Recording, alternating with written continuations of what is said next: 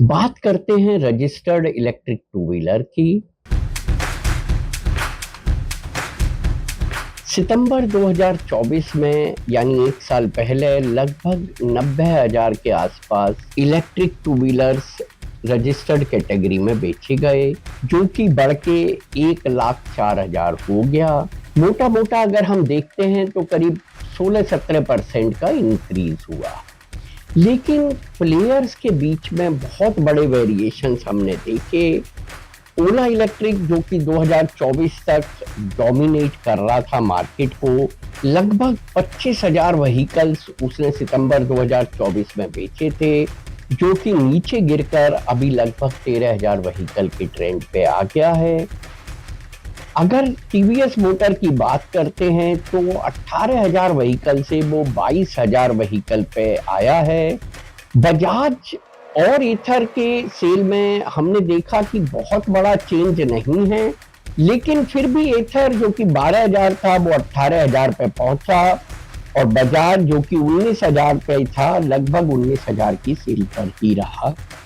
एक बड़ा चेंज जो हमने नोटिस किया वो हीरो मोटोकॉर्प के डेटा पे है। हीरो मोटोकॉर्प, जिसका एक मॉडल है जिसे विडा बोलते हैं, वो 4,321 यूनिट बिकी थी सितंबर 2024 में, जो कि बढ़ के 12,740 यूनिट्स हो गई हैं। 3 गुने का चेंज होना एक छोटी बात नहीं है। यहाँ ध्यान देने योग्य बात ये भी है कि एथर एनर्जी में भी एक बड़ी शेयर होल्डिंग हीरो मोटोकॉर्प की है। तो इस तरीके से स्लोली हीरो मोटोकॉर्प अपना इलेक्ट्रिक का सेगमेंट अपने कन्वेंशनल फ्यूल वाले सेगमेंट को डिस्टर्ब किए बिना खड़ा कर दे रहा है।